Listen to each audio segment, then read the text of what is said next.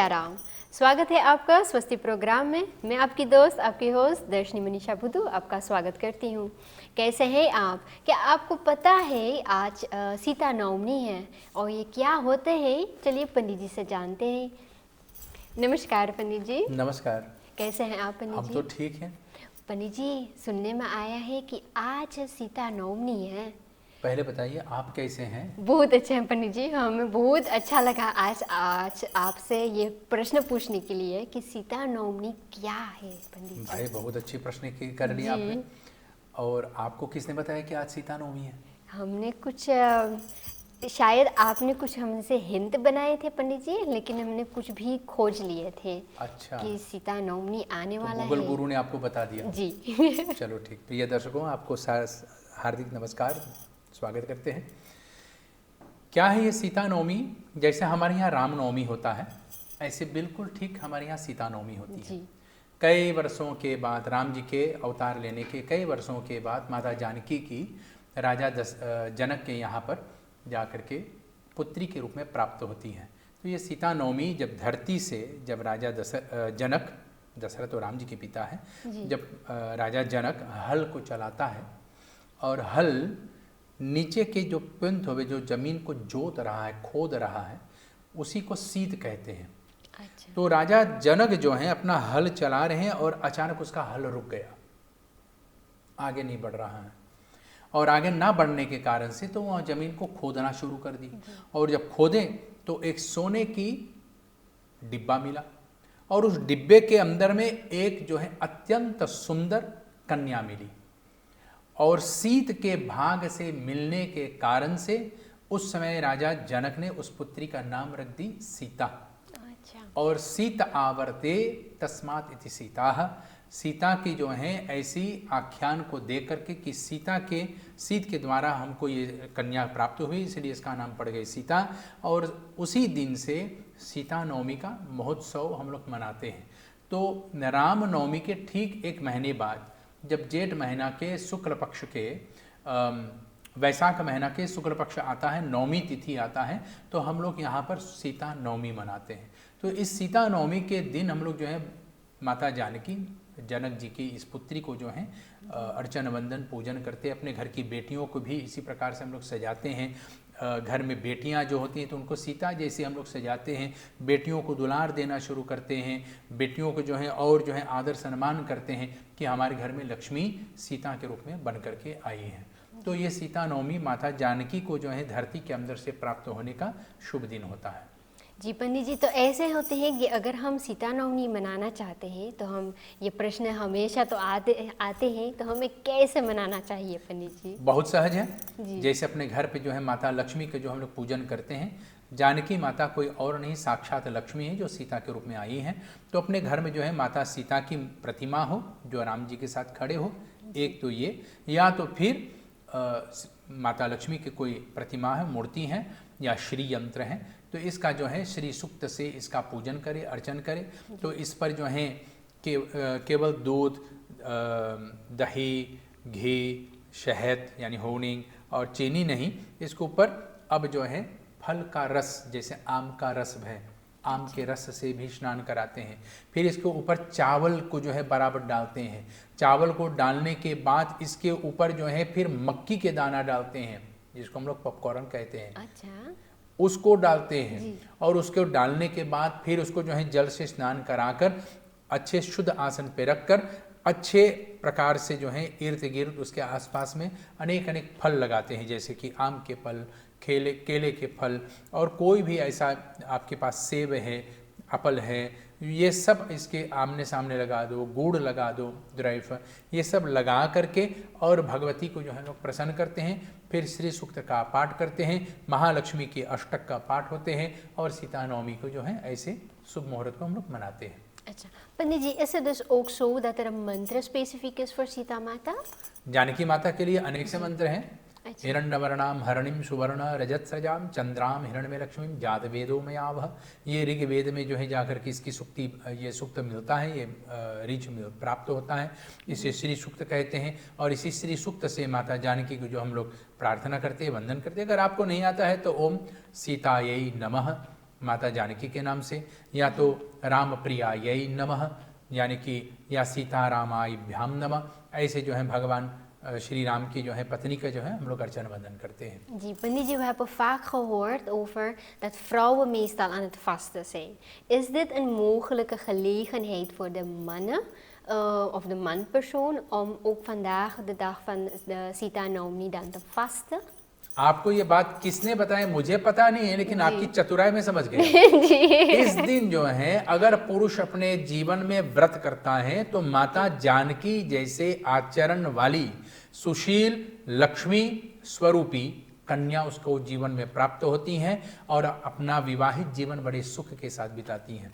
तो यानी कि पत्नी जो है पति की आज्ञा को पालन करने वाली, और पत्नी जो है पति के अनुरूप रहने वाली, पति के हर बात को मानने वाली, पति के साथ प्रेम के साथ रहने वाली, ऐसी जो है सुशील कन्या हमें आपको जीवन में प्राप्त होगा सीता नवमी के दिन व्रत करके, सीता नवमी के दिन माता जानकी की पूजन करके, अनेक अनेक सामग्री को दान करने से, तो ये सब फल प्राप्त होता है। जी, तो पंडित जी ऐसे फ्राग हमने कुछ ऐसे लिए फ्राग हमने स्टाइल किए थे, क्योंकि ऐसे फ्राग भी हमारे पास आए हैं कि हमने जब बात किए थे विवाह के बारे में, तो ये प्रश्न ऐसे आए हैं कि अगर हम किसी के साथ रहना चाहते हैं, हम जानते हैं हम रहना चाहते हैं, प्यार है, वो चिंता है, हम साथ में मिलजुल के निभा सकते हैं जीवन को लेकिन हम तो कम्स नहीं देख सकते हैं, तो कैसे हम सेकर हैत से पर्सोन के संग रह सकेला? देखो इस जीवन में किसी के पास कोई गारंटी नहीं है कि कोई किसके साथ रहेगा जी। केवल एक चीज का गारंटी है, इस संसार में कोई भी बात ऐसा सत्य नहीं है सिवाय एक बात के, वो है मृत्यु। मृत्यु सबको आनी है। आप किसी से नहीं कह सकते हैं कि आप आजीवन उसके साथ रहोगे। हाँ, जब तक जीवन रहेगा तब तक आप रह सकते हैं, और इसको जानने के लिए और निभाने के लिए हमें दो ही चीज़ों की आवश्यकता है, एक दूसरे पर विश्वास और विवाह से पहले कुंडली का मैच। अगर ये दोनों हमारे साथ हैं, कुंडली का मैच कर लिया और विश्वास भी कर लिया, तो जीवन निभ जाएगा, चल जाएगा, निभा जाएगा। जीवन काटना नहीं है, जीवन निभाना है। क्योंकि जो कहते कि मेरा जीवन कट रहा है, तो वो अपने जीवन को अभिशाप मान करके एक एक दिन घटा रहा है। इसलिए हमें जीवन काटना नहीं है, जीवन निभाना है, और निभाने में आता है मेहनत। अगर दो प्राणी एक दूसरे पर विश्वास नहीं करेगा, दो प्राणी अपने एक दूसरे पर स्थिर नहीं रहेगा कि मैं जानता हूं कि तू जहां गया है वो ठीक है, जहां पर मैं गया वो ठीक है, इसमें कोई बुराई नहीं है, एक दूसरे पर ये भरोसा है, ये विश्वास है, तब ये जीवन चलेगा। अन्यथा शंका के साथ रहोगे तो ये जीवन कटेगा। कहाँ गए हैं, कहाँ के गए हैं, किसके साथ हैं, किसके साथ बोल रहे हैं, तो ये जीवन कटेगा। क्योंकि शंका जीवन को जो है घटित करता है, काटता है। इसलिए हमें काटना नहीं है, हमें निभाना है और जीवन को जीना है। तो जीना कैसे होता है? एक दूसरे का साथ विश्वास करके। जब प्रेम दोगे तो प्रेम मिलेगा, नफरत दोगे तो नफरत मिलेगा। इसी से हमारे यहाँ पर कहे गए हैं कि आपको प्रेम ही बांटना है, और जब प्रेम कोई बांट नहीं सकता है तो वहाँ से ऐसे लोगों से दूर हो जाना चाहिए। विवाह हो गया है तो उसका मतलब ये नहीं कि आप निभे नहीं हैं, हम दोनों की बात नहीं मिल रहे हैं, आप अलग मैं अलग, मैं दूसरा विवाह कर लूँ इत्यादि, ऐसा नहीं। हमें निभाने का उस रिश्ते को, उस वचन को जो मैंने अग्नि के सामने अग्नि देवता को दी हैं, उसको हर प्रकार से पूर्ण करना है। और जब तक वह वचन पूर्ण नहीं होगा तब तक देवता हमें छुटकारा नहीं दिलाएगा। जी पंडित जी, तो ऐसे फ्राग भी आए हैं कि अगर वेंस के संगे की और बेगर वेंस के ब्याह होल है, maar na het huwelijk mishandelt de man of de vrouw de partner. Moet ik nog steeds met die persoon blijven, ondanks er ooit een kundali match was gedaan en we waren goed voor elkaar? इसमें अगर कोई एक दूसरे के ऊपर भारी होता है, अपना जो है अत्याचार करता है, इसका दो ही कारण हो सकता है। या तो उसके अंदर में एक दूसरे के प्रति विश्वास नहीं रह गया, या तो उसने अपने अंदर में कोई ना कोई बात को गांठ बांध करके रख लिया जो उसको चुभता है और वो बोल नहीं पाता है। जब वो बात बोल नहीं पाएगा तो उसका आचरण में ये बात दिख जाएगा कि किस तरह से बिहेवियर है, किस तरह से उठ बैठ रहा है, किस तरह से, ये सब जो है उसका जो है आचरण में आ जाएगा।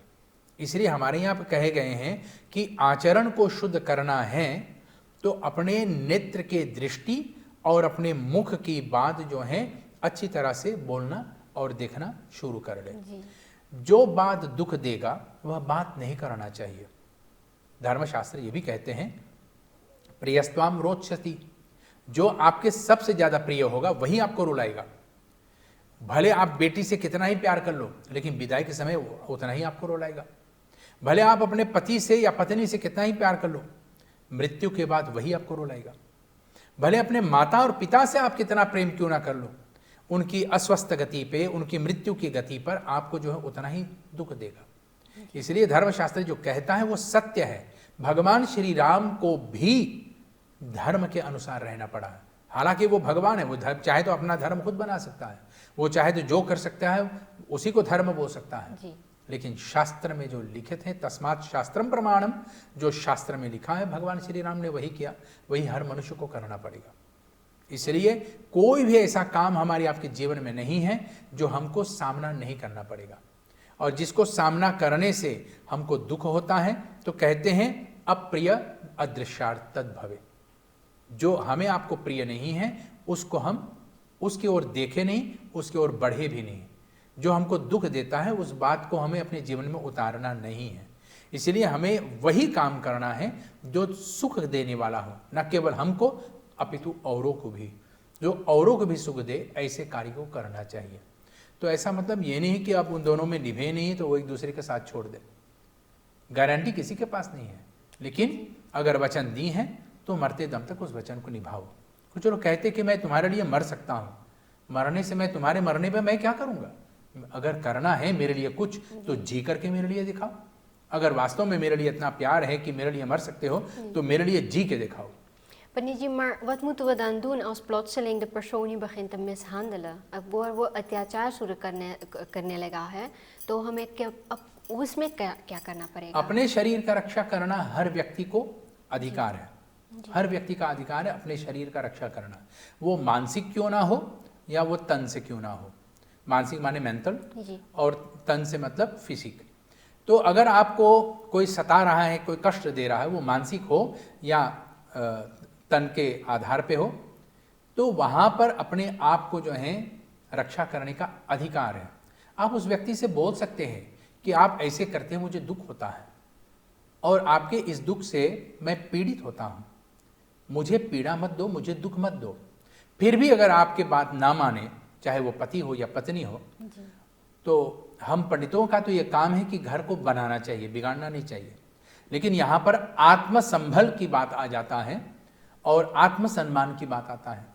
तो ऐसे में उस व्यक्ति को त्याग करके अकेले में रह जाना भी अच्छा होता है। उसका मतलब ये नहीं कि मैं उसको छोड़ दिया हूँ, अकेले अपने घर पे रहता हूँ, मैं दूसरा शादी कर लूँगा। नहीं, आपको वो वचन फिर भी निभाना है। अकेले में रह करके अपने आप को संभालना और कभी कभी उसको भी देख लेना, कभी कभी उसको पूछ लेना कि कैसे है। और जब वह व्यक्ति का मन जो है शांत हो जाए और वो धीरे से बात करना भी शुरू कर दें, तब ऐसे व्यक्ति के साथ फिर रिश्ता बना करके एक दूसरे के साथ आगे जुट जाना चाहिए जी। लेकिन अपने रक्षा के लिए कुछ पल के लिए, मैं ये नहीं कहता हूं कि हमेशा के लिए, लेकिन कुछ पल के लिए उसकी आंख से ओझल हो जाना, उसके सामने से दूर हो जाना, तो परिस्थिति में शांति ला सकती है। तो वहां पर अपनी बचाव ये है कि वो हमको कष्ट ना दे और मैं उसके ऊपर कोई भारीपन ना पड़ूं, इससे कि कोई दूसरे के ऊपर कोई भारी ना पड़े, थोड़ी देर के लिए अलग हो जाए और किसी को मध्यस्थ बना ले। तो हमारे यहाँ पर ये जेठ होता है, विवाह के बाद जेठ होता है। जेठ माने बड़कू, जिसको हम आजकल विवाह में सहज रूप में खरोतकू बोल देला। ये ऐसा क्यों पंडित जी, मुझे मालूम नहीं था। बड़ और कू, तो बड़का कू ही गए, तो इसको हम बड़कू बोल देते हैं जी। इसका असली नाम है जेठ। जेठ माने जो बुद्धि में और जीवन में आगे है, जो जेठ है, हमसे पहले देख चुके हैं। जो गृहस्थी और बड़कू वही हो सकता है जो विवाहित है। जो विवाहित नहीं वो बड़कू कैसे बनेगा? उनको तो पता होना चाहिए कि पति या पत्नी के बीच में किस तरह से व्यवहार होना चाहिए। इसलिए जेठ को जो है विवाहित होना चाहिए। और जो बात जो है छोटा भाई अपने बड़े भाई से बोलेगा, वही बात जो है उनकी पत्नी जेठानी अपने देवर से बोलेगी, अपने देवरानी से बोलेगी। जी। तो वहां पर जो है ये दोनों का काम बनता है इसके घर को बनाने के लिए। इसलिए यहां पर अगर किसी के ऊपर कोई भी प्रकार से तनाव आता है, शारीरिक या मानसिक हो, तो वहां पर इस तनाव को दूर करने के लिए अपने जेठ जेठानी के पास जाना है। जेठ जेठानी अगर कोई मध्यस्थ बन करके इसमें सुलह, इसमें कोई संधि नहीं करा पाते हैं, इसको शांत नहीं करा पाते हैं, तो पुरोहित के पास जाते हैं, माता पिता के पास नहीं। इसलिए जेठ और जेठानी होते हैं, क्योंकि घर के जो जिम्मेवारी, जो बोझ होते हैं, तो वो जेठ और जेठानी संभालते हैं। माता पिता के ऊपर अब बोझ नहीं डालना है, क्योंकि विवाह करके आपको तो पक्का कर दिया। तो अब यहां पर माता पिता के ऊपर बोझ नहीं बनना है। माता पिता को अपने वानप्रस्थ आश्रम में, उनकी अपने वृद्ध अवस्था में शांतिपूर्वक रहने दो। लेकिन फिर भी माता पिता को ज्ञान हो जाता है, ज्ञात हो जाता है कि हमारे बच्चे दुखी हैं, कुछ है, कोई कष्ट है, तो उसके लिए जो है माता पिता पूछ बैठते हैं। लेकिन यहाँ पर माता पिता को इन दोनों के बीच में नहीं बोलना चाहिए, क्योंकि माँ जो है हमेशा अपने बेटे को या बेटी को खींचेगी और पिता वही करेगा, या तो बेटा के या तो बेटी की ही बात सुनेगा। एक दूसरा जो है अनसुनी होकर के रह जाएगा। इसलिए यहाँ पर जेठ मध्यस्थ बनता है, और जिसको जेठ बनाते हैं वो सगे भाई नहीं होते हैं, वो कोई और होता है जो मित्र के भाव से इन दोनों को समझा सकता है। तो अगर किसी के घर में इतना तनाव आ गए कि शारीरिक और मानसिक रूप में एक दूसरे के ऊपर दोनों भारी पड़ गए, तो थोड़ी देर के लिए दोनों को आंख से ओझल होने दो, क्योंकि दूरीपन प्रेम को भी बढ़ाता है।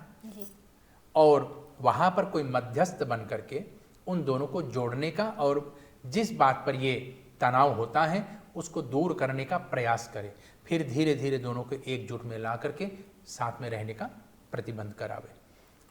ऐसे करने से तो इस घर में शांति आ सकता है। जी, तो पंडित जी, maar dan ga ik nog een stap terug, want u heeft mooi uitgelegd waar in het huishouden hoe het eigenlijk bemiddeld kan worden met de Jit en Jithani. Maar bij het huwelijk al zelf toch पंडित जी, तो हम 7 फेरे लेते हैं, तो वो 7 फेरे werkelijk में 7 जन्म के लिए होते हैं?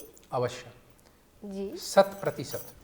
लेकिन अगर हम अलग रहकर भी अपन घर ja, ik ga apart gaan wonen, dan hoe ga ik die 7 जन्म nog doorbrengen met de persoon? Gaat het echt werkelijk gewoon nog door?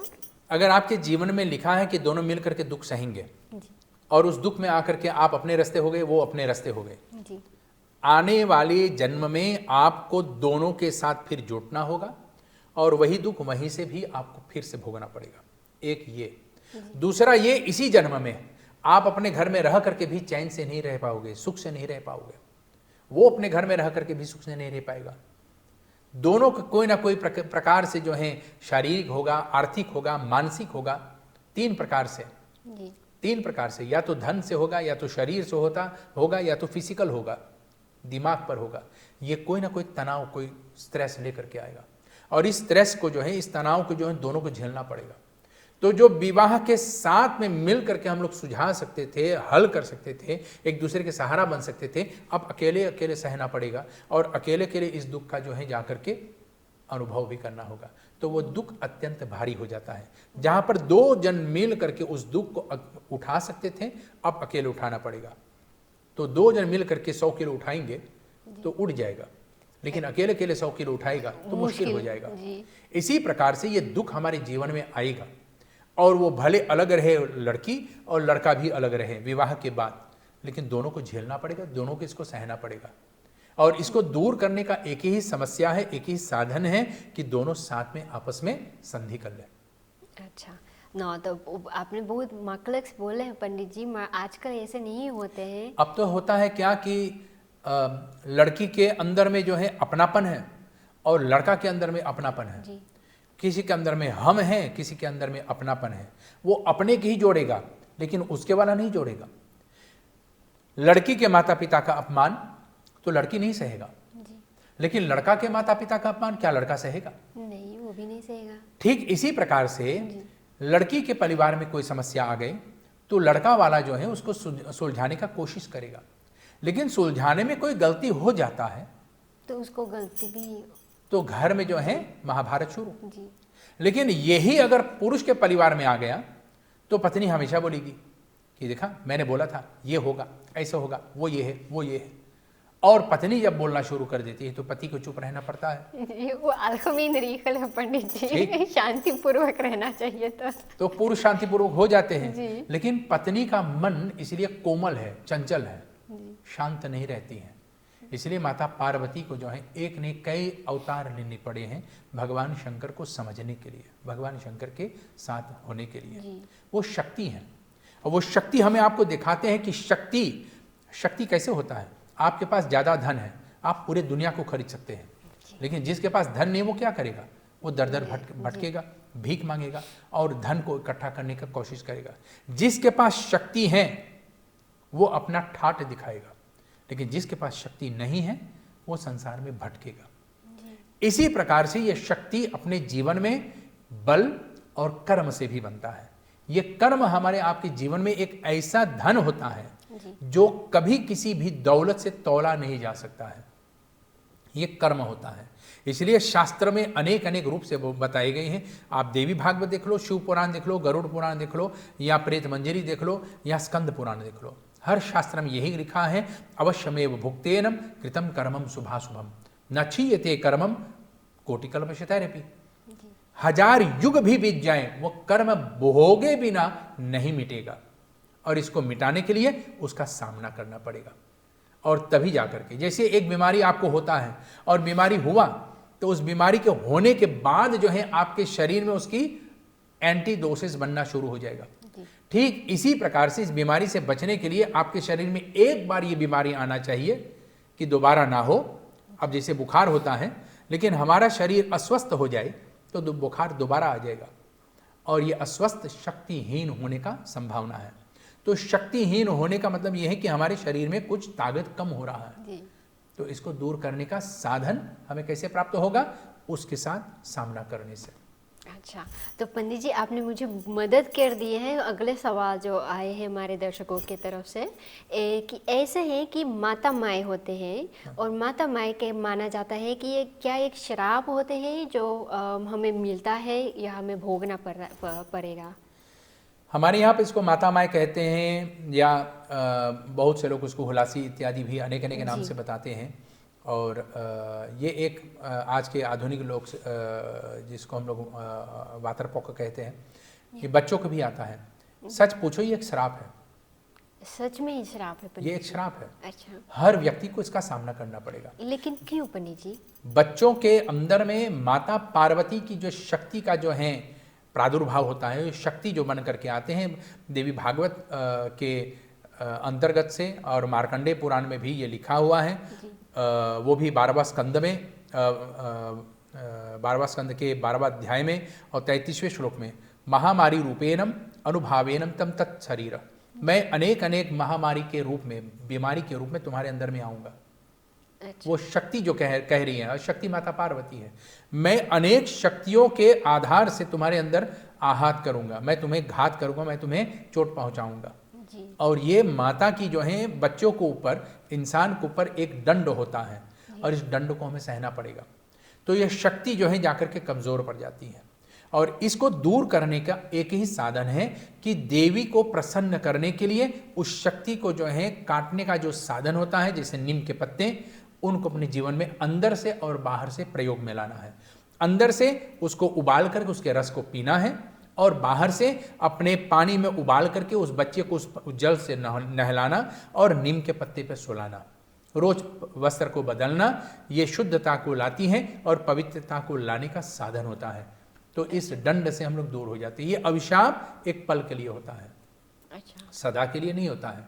लेकिन हाँ, कितने लोग जो हैं इस बीमारी से जो हैं स्वर्गवासी भी हो चुके हैं। पंडित जी, ऐसा भी हो सकता है कि ये बचपन में नहीं, लेकिन लात रिलीफ टाइप पे आपको मिल सकता है, हो सकता है।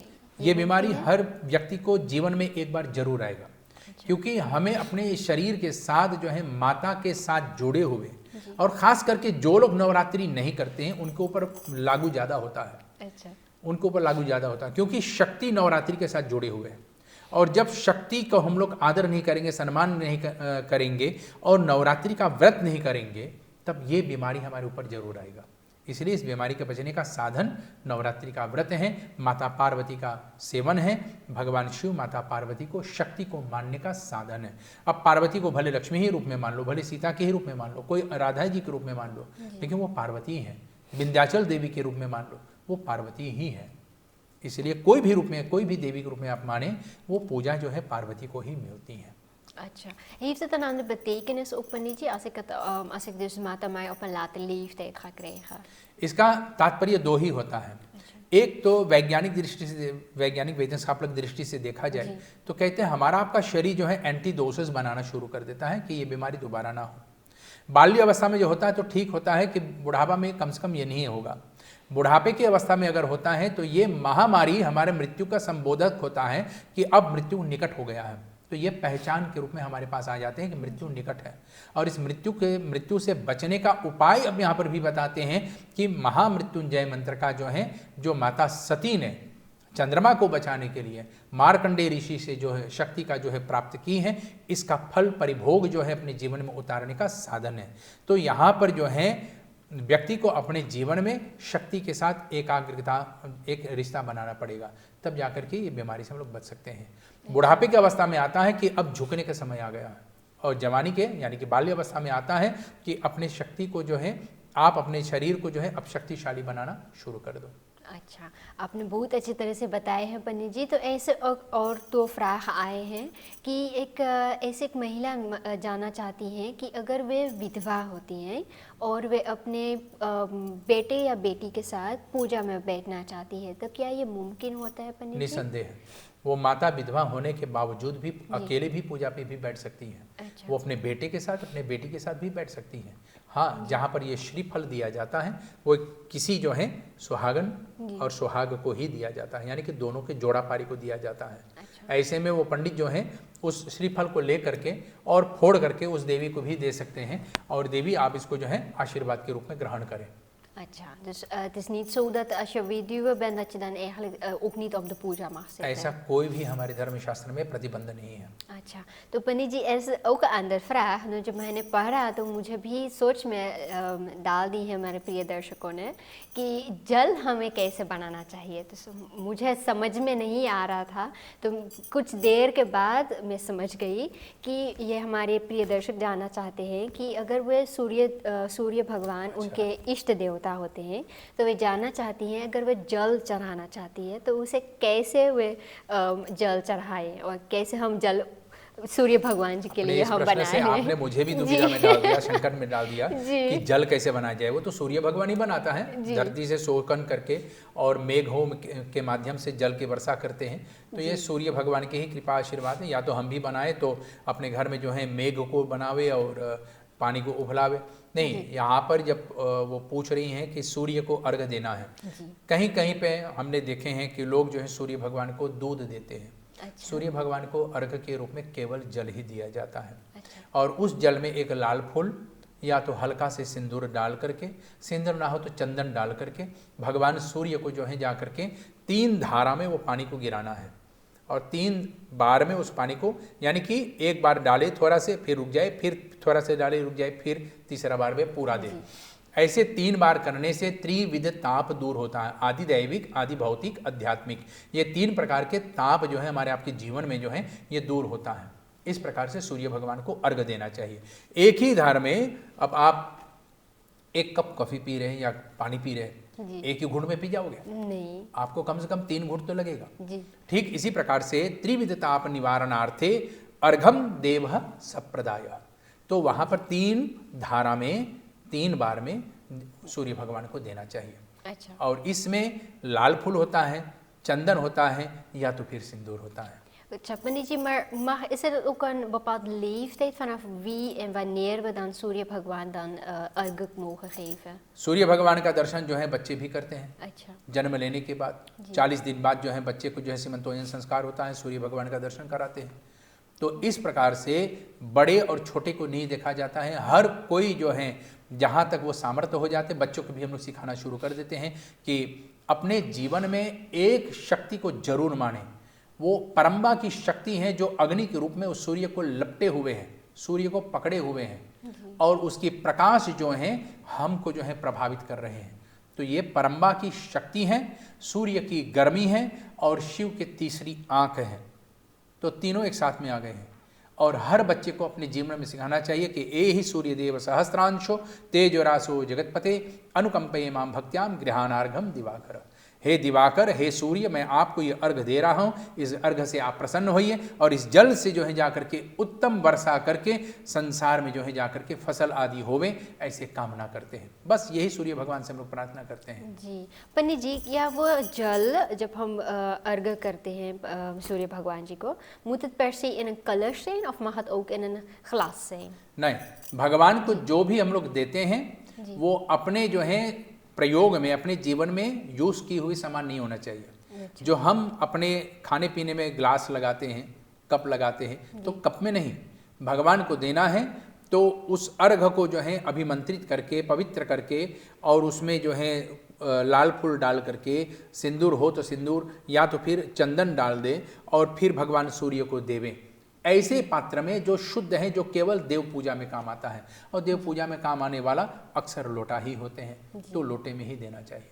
अच्छा, तो ऐसे है पंडित जी कि हम कुछ और फ्राख बचे हैं और कुछ समय भी बचा है, तो मैं और एक आध गो फ्राख पूछना चाहूँगी। हमारे स्वस्थ प्रोग्राम में आज बहुत ढेर फ्राख आए हैं, मुझे अपने फ़ोन का मदद लेना पड़ेगा पंडित जी, क्योंकि अगर हम भूल जाएंगे तो हमारे प्रिय दर्शकों तो थोड़ा सा नाराज़ हो जाते हैं। तो वे पूछते हैं कि हमारे फ्राख आपने क्यों नहीं हैंडल किए हैं। तो ऐसे होते हैं पंडित जी कि अगर कोई फ़िखतारियर होना चाहता है, वे फ़िखतारियर होना चाहते हैं, लेकिन कुछ सोच विचार के वे उन्होंने ये डिसीजन लिया था और लेकिन उनके लिए ये एक कठिनाई आ गई है, क्योंकि कुछ लोग कहते हैं आपको डॉक्टर के एडवाइस फॉलो करना चाहिए, क्योंकि डॉक्टर ने कहा है एक्चुअली आपको B12 कम है तो आपको मांस मच्छी खाना पड़ेगा। तो ये मुश्किल आ गए हैं उनके पास, और उनके गुरुजी कहते हैं कि आपको फ़िखतारियर होना चाहिए, जी सात्विक होना चाहिए। तो इसमें अब वे व्यक्ति wat moet die persoon dan eigenlijk doen? वे क्या करें? किसके सुने? डॉक्टर के सुने, क्योंकि डॉक्टर भी एक तरीके से भगवान जी का रूप होते हैं, वे जीवन देते हैं, हमारे जो विरोग होते हैं, लाइक बीमारी होते हैं उनका सुधारते हैं। लेकिन हमारे गुरुजी भी होते हैं, गुरुजी भी कुछ हमारी मदद करते हैं, प्रॉब्लम सॉल्व करते हैं। तो हम सुने तो किसकी सुने पंडित जी? यहाँ पर मैं एक बात ज़रूर कहना चाहूँगा और इसके लिए हमारे वैद्य लोग हमको क्षमा करें। वैद्य लोग, डॉक्टर लोग कसम खाते हैं, प्रतिज्ञा लेते हैं अपने मरीज़ को, उनको जो है अपने रोगी का जो है उनके रोगों को दूर करने को। लेकिन आज देखे में आता है कि ऐसे ऐसे उपचार, ऐसे ऐसे दवाइयाँ, औषधियाँ उनको दिए जाते हैं कि एक दूर होता है, दूसरा शुरू हो जाता है। तो ये बिजनेस बन गए हैं, क्योंकि अगर हमारे अमुक ब्रांड का जो है दवा इनको देंगे तो आपको जो है मैं थोड़ा और अपनी तरफ से डोनेशन या कमीशन दूंगा। तो ये एक प्रकार के एक बिजनेस बन गया है, इस पर ज़्यादा न जाते हैं। लेकिन बात ये है अब किसके माने, वैद्य का जो इस शरीर का जो है चिकित्सा करते हैं, औंदर सुख करते हैं, या अपने गुरु का जो अंदर से भी ज्ञान को प्राप्त करके जीवन को प्रशस्त कर सकता है, आगे बढ़ सकता है, जैसे वो आगे आज तक बढ़े हैं। तो यहाँ पर धर्मशास्त्र कहते हैं कि केवल गुरु का ही मानना चाहिए, केवल गुरु का, क्योंकि हमारे धर्मशास्त्र ये भी कहते हैं शरीरम सर्वतीर्थानाम शरीरम सर्वदेवतानाम शरीरम सर्व विद्यानाम गुरुता भक्त्या लभ्यते, कि शरीर के भीतर में सभी तीर्थ, सभी देवता और सभी ज्ञान है, लेकिन इसको दिखाने वाले एक गुरु होना चाहिए। ठीक जिस तरह से अगर हमारा बदन कट जाता है तो चमड़े के कट जाने के बाद उसको हम लोग प्लास्टर भले लगा दे, लेकिन ये शरीर अपने आप को उसको जोड़ लेता है। तो ये ज्ञान शरीर के अंदर में है, ऐसा नहीं कि वो दवा जो दे रहे हैं उसके कारण से, उनके दवा के कारण से और बीमारी ना फैले, ये है, लेकिन वो जुड़ने का साधन हमारे शरीर के अंदर से आता है। तो ये कीटाणु जिसको हम लोग कहते हैं मिक्रो मेकानिस बैक्टीरिया, तो ये कीटाणु हमारे शरीर के अंदर में है। ठीक इसी प्रकार से हमारी आपके शरीर के कीटाणु और मांसाहारी वाले के कीटाणु अलग है। मेंसलक बैक्टीरिया एंड दीर्घलक बैक्टीरिया, ये दोनों अलग अलग है। दीर्घलक बैक्टीरिया हमारे आपके शरीर के अंदर में आएगा तो हमको बीमार कर देगा, शरीर को और ढीला कर देगा, शरीर के अंदर से सोचने का सीमा शक्ति और करने की शक्ति जो है ढीला हो जाएगा, कम हो जाएगा। तो भले वो अंडा हो, भले वो चिकन हो या कोई और मीट हो, लेकिन वो हमारे सोचने का जो है प्रक्रिया कम हो जाएगा। ठीक इसी प्रकार से अगर हमारे आपके शरीर के अंदर में कुछ विटामिन कम हो रहा है, जैसे B12 जो लोग कहते हैं, तो अगर बी विटामिन हमारे शरीर के अंदर में कम हो रहा है तो बी कहाँ पे मिलेगा? तो हमको जो है सीजन नाम की एक पत्तियां होते हैं, तो सीजन की पत्तियों को प्रयोग करें, ये जिसको हम लोग कहते हैं मोरिंगा, मोरिंगा ब्लादर, ये रहेगा B12 कॉम्प्लेक्स। या तो फिर आपको चीज़, वेजिटेरियन चीज़ भी होता है जिसको हम लोग अपने जीवन में काम में ला सकते हैं। या तो फिर आपको जो है बादाम खाना चाहिए, बादाम यानी कि आमंडल, और आमंडल ना हो तो वालनट, वालनट ना हो तो कम से कम एक काशू नो आपको जरूर खाना चाहिए जी। क्योंकि कैशू में जाकर के बी कॉम्प्लेक्स पूरा के पूरा भरा हुआ है। लेकिन हम लोग क्या करते हैं, हम लोग सहज में चाहते उपाय, हम लोग ज़्यादा खर्चा नहीं करना चाहते हैं। एक बार जो है हमारे बीमा हो गए हैं, फर्सीकरिंग हो गए हैं, चलो तो ही भरो, और डॉक्टर के ऊपर ज़्यादा विश्वास करना शुरू कर दी। डॉक्टर ने किसी को मरने से रोक नहीं पाया, लेकिन गुरुजी ने मरने से भी रोक लिया है जी। डॉक्टर मरीज को जो है जाकर के हाथ पीछे कर लेता कि भाई अब परिवार को बुला लो, हम लोग कुछ नहीं कर सकते हैं। लेकिन यहाँ पर गुरु काम आता है, और गुरु वहाँ पर बताते हैं कि इसके प्राण को भी बचाया जा सकता है। मैं ये नहीं कहता हूँ कि आपको घंटन पूजन करना चाहिए, लेकिन अगर इसके लिए अगर आपको कुछ करना है तो महामृत्युंजय मंत्र है, संजीवनी मंत्र है, अनेक अनेक प्रकार के मंत्र हैं जिससे इस बच्चे की जान को बचाया जा सकता है। लेकिन कहीं कहीं पे कुंडली दिखा देता है कि अगर इसकी जान को अब बचाएंगे तो ये एक जो है पौधे की तरह रहेगा, असंप्लांत, कि पानी दो तो जिएगा, पानी नहीं दोगे तो मर जाएगा। ठीक इसी प्रकार से वहां पर गुरुजी कहते हैं कि इसको इस शरीर से विदा होने दो और नए शरीर में प्रविष्ट होने दो, क्योंकि यह आत्मा अमर है। वैज्ञानिक क्या कहेगा, वो तो शरीर गया, लेकिन गुरु क्या कहेगा, शरीर को छोड़ो, आत्मा को देखो। इसलिए गुरु उस शरीर को, उस आत्मा को भी अमर कर देता है, जहां पर वैज्ञानिक उस शरीर को जो है सीमित कर देता है जी। आपने बहुत अच्छी तरह से हमें बताया है पंडित जी। Dus eigenlijk moeten we het les toch wel beter nemen. Dat we toch eigenlijk de Guruji meer gehoor geven. En als het nodig is dan ook de dokter. Is dat zo?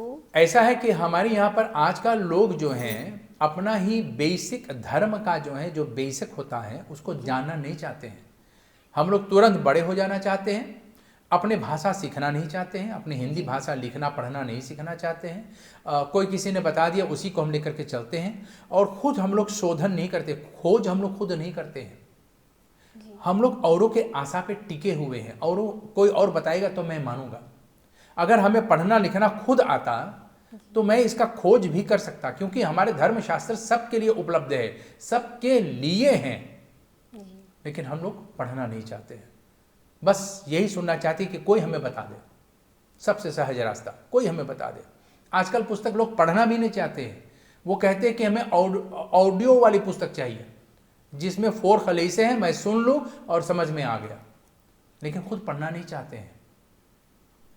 ये हमारी आपके इस आज के नौजवानों की जो है सबसे बड़ा कमजोरी बन गया है, और इस कमजोरी के कारण से हम लोग अपने धर्म में उभर नहीं पा रहे हैं। धर्म क्या है शरीर का, अपने आप को स्वस्थ रखना।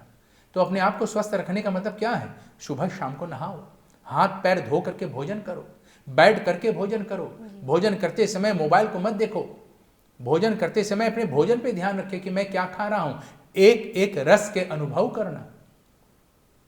यही तो हमारे अंदर में नहीं है। आजकल हम पेपर लेकर के बैठ गए, फोन लेकर के बैठ गए, दुनिया से बातें करना शुरू कर दी भोजन के समय, जबकि भोजन के समय उस रस को अपने शरीर के अंदर में अनुभव करना है। और जिस दिन हम लोग इस रस का अनुभव करना शुरू कर लेंगे, उस दिन से बीमारियां दूर होना शुरू हो जाएगा।